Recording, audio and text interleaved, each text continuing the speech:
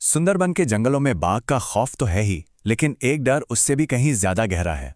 एक पुरानी कहावत है जो बताती है कि यहाँ जिंदगी हमेशा खतरे के साए में जी जाती है। पर ये वो डर नहीं था। ये डर तो एक कच्ची कब्र से हमारे गांव में आया था। मेरा नाम रफ़ीक है और ये कहानी शुरू हुई मेरे पड़ोसी रहमान से। मैंने उसे चीखते हुए सुना। वो कह रहा था जैसे कोई और उसके अंदर था जो बाहर निकलना चाहता था।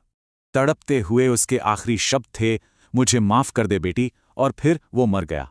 अगली ही सुबह वही चीज फिर हुई। इस बार शिकार था नौजवान सैदुल। रहमान अंदर ही अंदर घुट रहा था, पर सैदुल, वो तो पूरी तरह से तबाही मचा रहा था। वो पागलों की तरह कब्रिस्तान भागा और अपने हाथों से कब्रें खोदने लगा। वो चिल्ला रहा था कि वो किसी बंधी हुई आत्मा को आजाद करने आया है। और मरते मरते उसने ऐलान किया कि वो चीज अब आजाद है। सैदुल की मौत के बस 2 दिन बाद पूरे गांव में एक अजीब बीमारी फैल गई।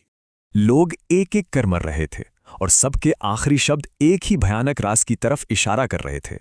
आखिर ऐसा कौन सा राज था हमारे गांव का जिसकी कीमत अब सब अपनी जान देकर चुका रहे थे? मैं भागने ही वाला था कि मुझे नदी किनारे रहमान की बीवी जहान मिली। उसका सच डरावना था।